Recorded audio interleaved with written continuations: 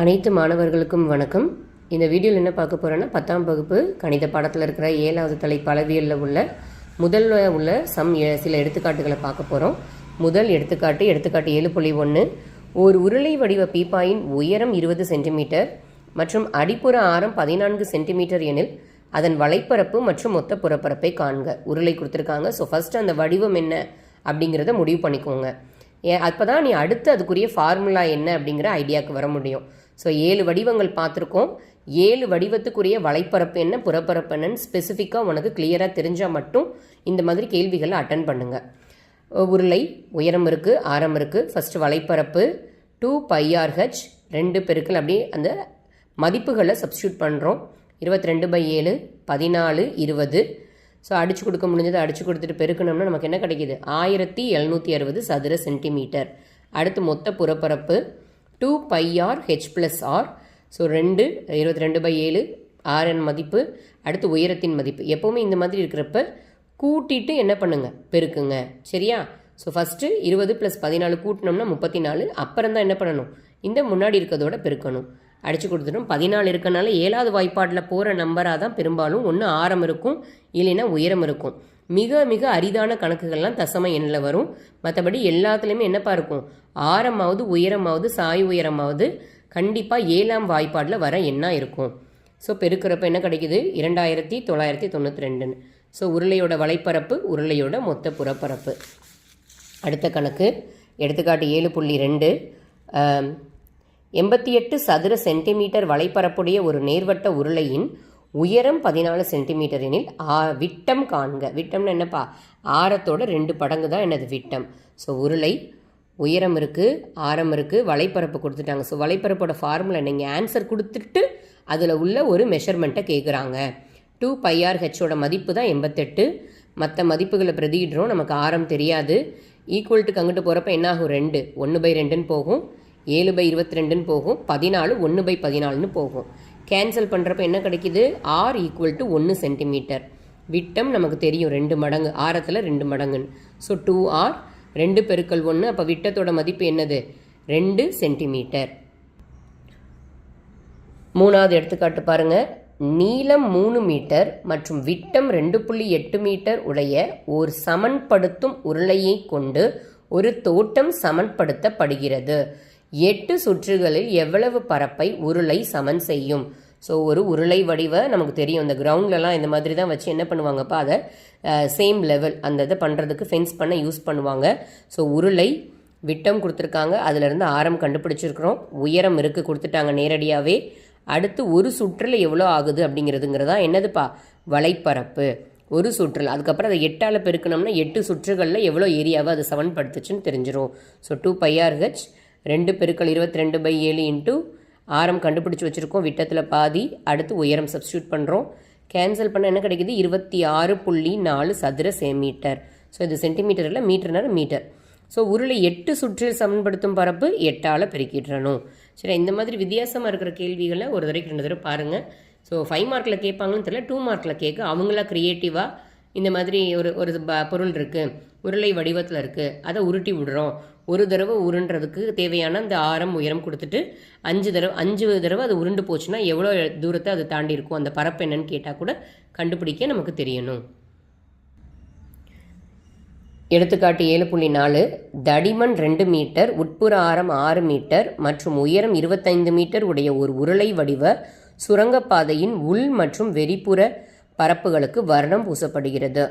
1 litre வர்ணத்தை கொண்டு 10 சதுர metre பூச முடியுமானால் சுரங்கப்பாதை வர்ணம் பூச எத்தனை லிட்டர் வர்ணம் தேவை? ஸோ கொடுத்துட்டாங்க அவங்களே, உள்ளீடற்ற அப்படிங்கிறது கொடுத்துட்டாங்க. சுரங்கப்பாதையோட வெளிப்புற உட்புற ஆரம்னு கொடுத்தாலே அது என்னப்பா, இந்த தடிமன் உள்ளது. ஸோ உள்ளீடற்ற உருளை. அப்போ உயரம் இருக்குது, உட்புற ஆரம் இருக்குது, தடிமன் கொடுத்தனால வெளிப்புற ஆரம்ங்கிறது என்னப்பா, இந்த தடிமன் ப்ளஸ் அந்த உள்புற ஆரம், அதுதான் இந்த வெளிப்புற ஆரமாக இருக்கும். சுரங்கப்பாதையின் வலைப்பரப்பு ஈக்குவல் டு உள்ளீடற்ற உருளையின் வலைப்பரப்பு. ஃபார்முலா என்ன? 2π, அங்கே rhன்னு போடுவோம். எங்கள் உருளைக்கு 2πrh, உள்ளீடற்ற உருளை 2π, அந்த r இருக்க இடத்துல என்னப்பா பண்ணணும், 2 ஆரங்களையும் முறையே கூட்டணும். r+r × h. அப்போ 2 பெருக்கல் 22/7 2ஐயும் கூட்டுறோம், பெருக்கல் 25. அடித்து கொடுக்க முடிஞ்சதை அடித்து கொடுத்து பெருக்கணும்னா 2200 சதுர மீட்டர்னு கிடைக்கிது. 1 லிட்டரில் 10 சதுர மீட்டர் பூச முடியும்னா தேவைப்படும் வர்ணம் மொத்தம் இவ்வளோ இருக்குது. அப்போ அதை வகுத்துடணும். வகுக்கிறப்ப என்ன கிடைக்கிது? 00 அடியை 220. அப்போ அந்த மொத்த சுரங்கப்பாதையும் பூசணும்னா தேவையான வர்ணம் 220 லிட்டர். ஸோ இது மாதிரி உள்ள இந்த உள்ளீடற்ற உருளை கணக்கு ஒரு சில கணக்குகள் தான் இருக்கும். ஒரு தடவைக்கு 2 தடவை பாருங்கள். இந்த மாதிரி கணக்கு என்ன பண்ணுவாங்க, 5 மார்க்கில் கேட்க வாய்ப்பு இருக்குது. அதனால் தடிமன் கொடுத்தாங்கன்னா வெளிப்புற ஆரம் கண்டுபிடிக்க தடிமனையும் உட்புற ஆரத்தையும் ஆட் பண்ணணும், கூட்டணுங்கிறத ஞாபகம் வச்சுக்கோங்க. எடுத்துக்காட்டு 7.5 கித்தானை கொண்டு 7 மீட்டர் ஆரமும் 24 மீட்டர் உயரமும் உடைய ஒரு கூம்பு வடிவ கூடாரம் உருவாக்கப்படுகிறது. செவ்வக வடிவ கித்தானின் அகலம் 4 மீட்டர் எனில் அதன் நீளம் காண்க. கூம்பு வடிவ கூடாரத்தை பார்க்குறோம். HLR இதான் அதோடைய ஃபார்முலா, அதோடைய ஷேப்பு. ஸோ நம்ம இப்போ கர்ணம் தெரியாது, ஏன்னா வலைப்பரப்பை கொண்டு வளைச்சி தான் நம்ம என்ன பண்ணுவோம், கூடாரம் செய்வோம். அதனால் நமக்கு என்ன தேவை, எல் தேவை. ஸோ ஆரம் இருக்குது, உயரம் இருக்குது. L = √R² + H² பிரதிடுறோம். L = 25 மீட்டர்னு கிடைக்கிது. இப்போ கூம்போட வலைப்பரப்பு கண்டுபிடிக்கிறோம். πRL ஆரம் இருக்குது 7, அப்போ 7ஆல் அடியாகும். 22/7 × 7 கண்டுபிடிச்ச அந்த சாய் உயரம் எல்ல இங்கே போடுங்க, 550 மீட்டர். ஸோ கூம்போட வலைப்பரப்பு எதுக்கு சமமாக இருக்கும், கித்தானோட பரப்பு. ஏன்னா அந்த துணியை யூஸ் பண்ணி தான் வளைச்சி என்ன பண்ணியிருக்காங்க, அந்த கூடாரத்தை செஞ்சுருக்காங்க. அப்படிங்கிறப்ப இதனுடைய பரப்பும் அதனுடைய வலைப்பரப்பும் எப்படிப்பா இருக்கும், சமமாக இருக்கும். அதனால தான் கூம்பின் வலைப்பரப்பு ஈக்குவல் டு கித்தானின் பரப்புன்னு எடுத்திருக்கோம். அடுத்து கித்தானின் பரப்பு நம்ம கண்டுபிடிச்சிருக்கோம் 550. ஸோ L × B இதான் என்னது, கித்தானோட பரப்பு L × B. அதன் மதிப்பு இது. L கொடுத்துருக்காங்க, நம்ம என்ன பண்ணணும், L கண்டுபிடிக்கணும். B அகலம் கொடுத்துருக்காங்க 4 மீட்டர்னு. So L × 4. அப்போ 4 அங்கிட்டு போகிறப்ப வகுத்தலில் போகும், அடித்து கொடுக்குறோம். என்ன கிடைக்கிது, கித்தானோட நீளம் அந்த L 137.5 மீட்டர். ஸோ பெரும்பாலும் இது அடுத்த 3வது பயிற்சியெல்லாம் பார்த்தோம்னா ஒரு ஷேப்பை இன்னொரு ஷேப்பாக மாற்றுறது அப்படின்னா நிறைய கணக்குகள் இருக்கும். இப்போ இங்கே என்ன பண்ணுறாங்க, கித்தான் அப்படின்னா அந்த டென்ட் செய்யக்கூடிய அந்த துணியோட பேர் தான், சரியா, கேன் வாஷ் அப்படின்னு நம்ம சொல்லுவோம். அதன் என்ன பண்ணுறாங்க, அதை வளைச்சி தான் என்ன பண்ணுறாங்க, கூம்பு வடிவமாக மாற்றுறாங்க. செவ்வக வடிவில் இருக்கக்கூடிய ஒரு ஷீட்டை. அப்போ அந்த செவ்வக வடிவத்தோட பரப்பு எதுக்கு சமமாக இருக்கும், கித்தானுடைய அந்த வலைப்பரப்புக்கு சமமாக இருக்கும். அந்த கூம்போட வலைப்பரப்புக்கு, கூம்பா மாற்றினதோட வலைப்பரப்புக்கு அப்படின்னு வச்சுக்கிட்டு நம்ம என்ன பண்ணணும், எல்லோ பியோ கண்டுபிடிக்கணும். எடுத்துக்காட்டு 7.6 704 சதுர சென்டிமீட்டர் மொத்த புறப்பரப்பு கொண்ட ஒரு கூம்பின் ஆரம் கொடுத்துருக்காங்க, சாய் உயரம் காண்கன்னு கேட்டிருக்காங்க. ஸோ மொத்த புறப்பரப்பு ஃபார்முலா என்னது, πRL+R. அதன் மதிப்பு கொடுத்துட்டாங்க. ஸோ அதில் எல்லுங்கிற அந்த ஆரோட மதிப்பை பிரதிடுறோம். கடைசி என்ன கிடைக்கிது, L+A. இங்கே 7 அடியாயிருச்சு, L+7 இருக்குது. இதை நம்ம ஒன்றும் பண்ண முடியாது, பிகாஸ் கூட்டல் இருக்கனால நேரடியாக 7 இதுக்குள்ளார அடிச்சு கொடுக்கக்கூடாது, கூட்டி வர்றது தான் ஆன்சர், சரியா. அதனால் இங்கே இருக்க 22 அங்கிட்டு போகிறப்ப வகுத்தலில் போகும், அடித்து கொடுக்குறோம். L+7 = 32. 22வது வாய்ப்பாடு அடித்து கொடுக்குறோம். 11வது வாய்ப்பாடில் அடித்து கொடுக்குறோம், அதுக்கப்புறம் அடித்து கொடுக்குறோம். கடைசி என்ன கிடைக்கிது, 32 கிடைக்கிது. எல்லின் மதிப்பு 7 இங்கிட்டு போகிறப்ப கழித்தலில் போகும். அப்போ அந்த கூம்போட சாய் உயரம் என்னப்பா, 25 சென்டிமீட்டர். ஸோ இந்த மாதிரி கணக்கு தான் என்ன பண்ணுவாங்க, 2 மார்க்கில் அவங்களா க்ரியேட்டிவில் கூட கேட்பாங்க, சரியா. ஸோ புறப்பரப்புக்கு மொத்த புறப்பரப்பு ஃபார்முலா தெரியணும், ஆரம்னா என்னன்னு தெரியணும், சாய் உயரம்னா என்னன்னு தெரியணும். இந்த ஃபார்முலா தெரிஞ்சால் தான் நம்ம செய்ய முடியும். அடுத்ததாக பாருங்கள், எடுத்துக்காட்டு 7.7 2.4 சென்டிமீட்டர் உயரம் உள்ள ஒரு திண்ம உருளையின் விட்டம்.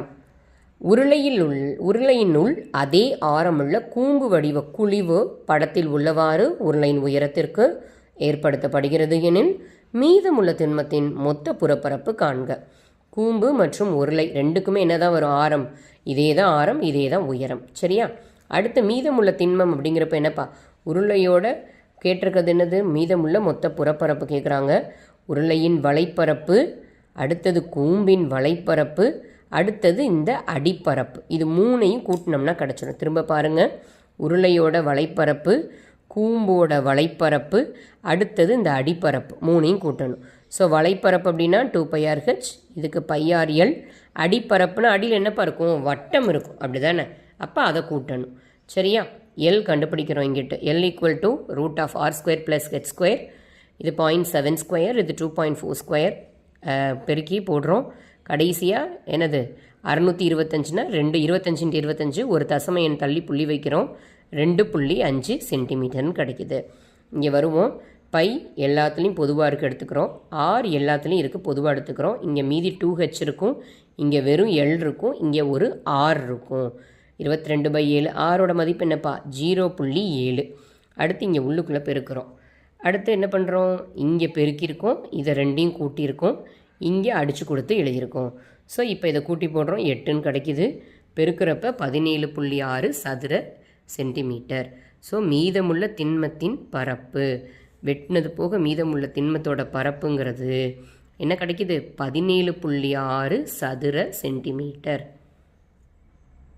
ஸோ இந்த கணக்கு கொஞ்சம் பார்த்துக்கோங்க, 5 மார்க்கில் கேட்க வாய்ப்பு இருக்குது.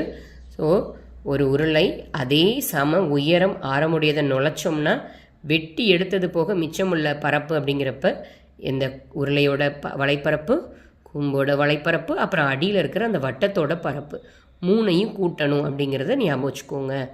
சரியா? அடுத்து எல் கண்டுபிடிக்கணும். ஸோ எங்கெல்லாம் 7 24 வந்துச்சுனாலே என்னப்பா வரும், எல் 25ங்கிறத ஞாபகம் வச்சுக்கோங்க. எடுத்துக்காட்டு 7.8 ஒரு கோளத்தின் புறப்பரப்பு 154 சதுர மீட்டர் எனில் அதன் விட்டம் காண்க. கோளத்தோட ஆரம் நமக்கு தெரியும், ஆர். புறப்பரப்பு கொடுத்துட்டாங்க 154. புறப்பரப்பு ஃபார்முலா என்னப்பா, 4πr². அதன் மதிப்பு கொடுத்துருக்காங்க, ஆரம் கேட்டிருக்காங்க, விட்டம் கேட்டிருக்காங்க. ஃபஸ்ட் நம்ம ஆரம் கண்டுபிடிக்கணும். அப்போ 4 பெருக்கல் பையோட மதிப்பு r² அப்படியே வச்சுக்கிறோம், 154 r². இங்கிட்டு வரப்போ என்ன ஆகும், 1/4ன்னு தலைகீழில் வரும், இது 7/22ன்னு வரும்.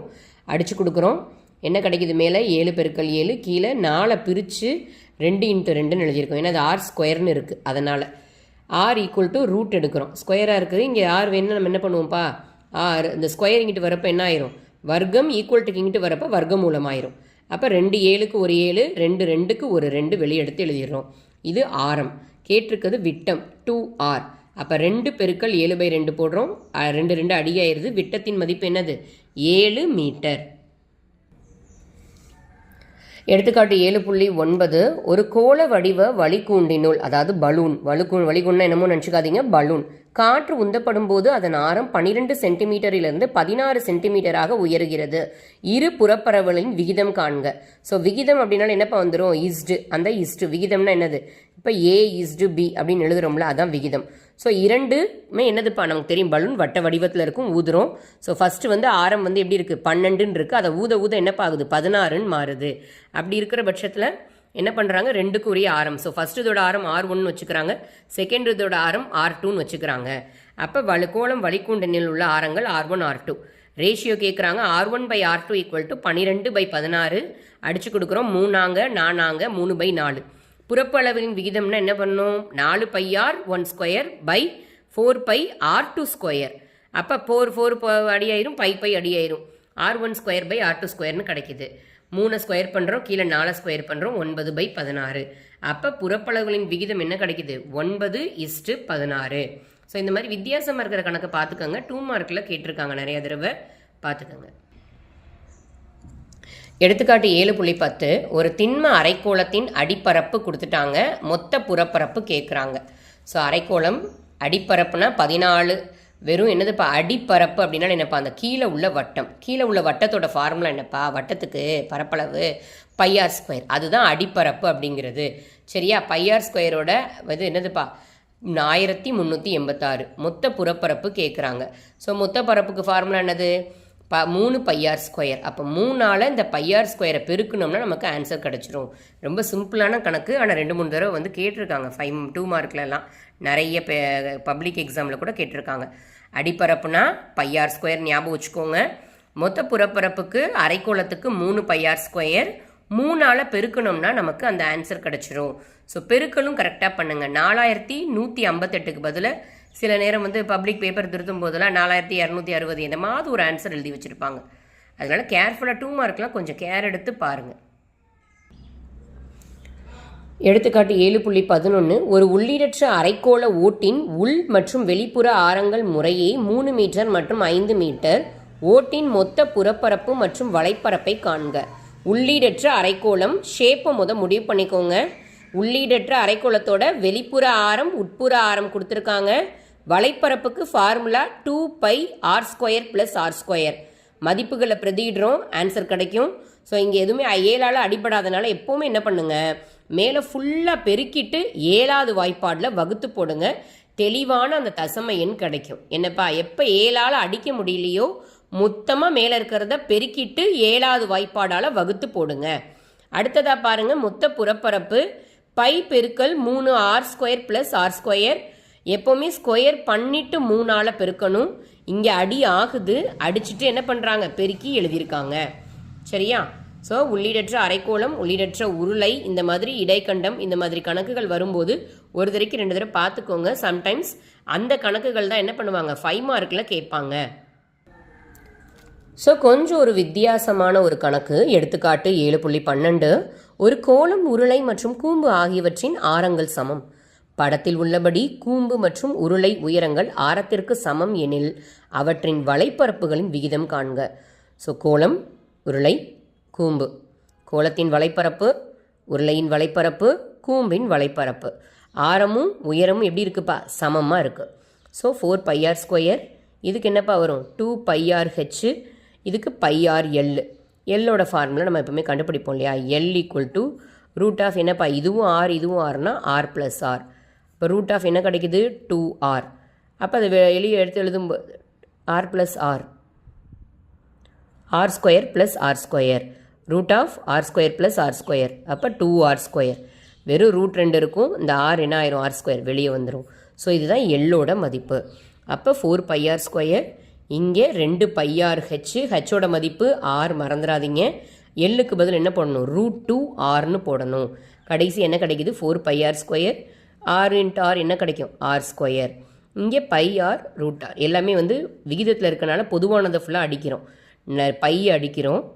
அடுத்து ஒரு r, 2 r இருக்குது, அதையும் அடிச்சிடுறோம். கடைசி என்ன கிடைக்குது, 4:2:√2. எல்லாத்தையும் √2ஆல் வகுக்கிறோம். காரணம் இங்கே இருக்கிறதுலே சின்ன நம்பர் எதுப்பா, √2. அதால் வகுக்கிறோம். இப்போ 4 √2ஆல் வகுக்கிறப்ப என்ன நடக்குது பாருங்கள், 4/√2. 4 எப்படி பிரிக்கலாம், 2 × 2ன்னு. இந்த ஒரு 2 அப்படியே வச்சுக்கிறோம். இந்த 2 எப்படி பிரிக்கலாம், √2 × √2ன்னு. அப்போ ஒரு √2 அடியாக என்ன கிடைக்கும்ப்பா, 2√2ன்னு கிடைக்கும். அதே மாதிரி 2/√2. 2/√2. 2ல் என்ன இருக்குது, 2 √2 இருக்குது. அப்போ ஒரு √2 அடியாகி வெறும் √2ன்னு கிடைக்கும். ஸோ என்ன கிடைக்கிது ஃபைனலாக, கோளத்தின் வலைப்பரப்பு = உருளையின் வலைப்பரப்பு = கூம்பின் வலைப்பரப்பு என்ன கிடைக்கிது, 2√2 = √2 = 1. ஸோ ஃபார்முலா நேரடியாக போடுறோம். இங்கே ஹெச்சோட மதிப்பும் ஆறுங்கனால இது r² ஆயிடுச்சு. எல்லோட மதிப்பு இந்த கண்டுபிடிச்சிருக்கோம், L = √h² + r² தான். ஹெச்சோட மதிப்பும் ஆறுங்கனால r² + r². அப்போ √2r²ன்னு வந்துடும். அப்போ வெளியே எடுக்கிறப்ப r வெளியே வந்துடும், r² இருக்குனால. √2 அப்படியே இருக்கும். கடைசியாக 4:2:√2 கிடைக்கிது. சின்ன நம்பரான √2ஆல் வகுக்கிறோம். ஃபைனலி என்ன கிடைக்குதுப்பா, 2√2 √2 = 1ன்னு கிடைக்குது. அடுத்ததா எடுத்துக்காட்டு 7.13. ஒரு கூம்பின் இடைக்கண்ட சாய் உயரம் 5 சென்டிமீட்டர் ஆகும். அதன் இருபுற ஆரங்கள் 4 மற்றும் 1. இடைக்கண்டத்தின் வலைப்பரப்பு எல் இருக்குது, கேபிட்டல் ஆர் இருக்குது, ஸ்மால் ஆர் இருக்குது. வலைப்பரப்பு அங்கே கூம்புக்கு πrl. இங்கே என்னப்பா வரும், πr + r × l. அப்போ πr + r × l என்ன கிடைக்கிது, ஒரு தசமம் என்ன வரப்போகுதுன்னு தெரிஞ்சிருச்சு. மேலே எதுவுமே 7வது வாய்ப்பாடில் இல்லை. அப்போ 5 25, 22ஆல் பெருக்கிறப்ப 550. 550 7ஆல் வகுக்கிறோம். தசம எண் திரும்ப ரிப்பீட் ஆகிக்கிட்டே போகுதுன்னா அப்படியே நீங்கள் நிறுத்திடலாம் இந்த இடத்துல. இப்போ 78.57. இதுதான் இடைக்கண்டத்தோட வலைப்பரப்பு. ஸோ பயிற்சியோட எடுத்துக்காட்டில் மொத்தம் 14 எடுத்துக்காட்டு. அதில் கடைசி எடுத்துக்காட்டு 7.14. கேள்வியை மறுங்க. ஒரு தொழிற்சாலையின் உலோக வாளி கூம்பின் இடைக்கண்ட வடிவில் உள்ளது.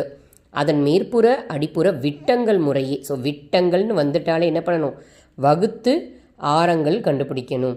அதன் உயரம் எல்லாமே டைரெக்டாக கொடுத்துட்டாங்க. வலைப்பரப்பு மொத்த புறப்பரப்பு ரெண்டுமே கண்டுபிடிக்க சொல்லியிருக்காங்க. ஸோ வாளி உயரம், இது விட்டம் கொடுத்துருக்காங்க. ஸோ அதுலேருந்து பாதி ஆரம் எடுத்துக்கிறோம். எல் கண்டுபிடிக்கிறோம். இங்கே எல் கண்டுபிடிக்க ஃபார்முலா என்னப்பா, h² + r - r² அப்போ 4 ஸ்கொயர், இங்கே 3 ஸ்கொயர்னு ஆயிரும், 5ன்னு கிடைக்கிது. வலைப்பரப்பு pi R plus R into L, 22/7 R plus R பண்ணுறோம், அது 7ன்னு கிடைக்கிறனால அடி ஆயிடுச்சு. ஸோ கடைசியாக 22 × 5 110 சென்டிமீட்டர். அடுத்து மொத்த புறப்பரப்பு பாருங்கள், pi R plus R into l plus pi into r square plus r square, 22/7. இந்த பை என்ன பண்ணுறோம், பொதுவாக எடுத்துக்கிறோம். இங்கே உள்ள என்ன இருக்குது, 7 × 5, இது ரெண்டையும் கூட்டுறோம். 5 + 2 7. அடுத்து எல்லோட மதிப்பு 5 ப்ளஸ் 5 25, 2 2 4. இப்போ சுருக்குறோம். இங்கே 7 5 35, இங்கே 29, அதையும் சுருக்குன்னா 64. மேலே இருக்க நம்பரை பெருக்கிறோம், 1408ன்னு கிடைக்கிது. அதை 7ஆல் வகுக்கிறோம். ஸோ வகுக்கிறப்ப திரும்ப என்ன ஆகும்ப்பா, அது 2 2 2ன்னு போகுது. அதனால் என்ன பண்ணுறோம், 2 தசம எண்களோடு நிறுத்திடுறோம். கடைசி என்ன கிடைக்கிது, மொத்த புறப்பரப்பு = 201.14 சதுர மீட்டர். ஸோ இந்த கணக்கும் இப்போ இப்போ என்ன சொல்கிறது, போர்ஷன்ஸ் கம்மியாக இருக்குது அப்படிங்கிறப்ப 5 மார்க்கில் கேட்க நிறைய வாய்ப்பு இருக்குது.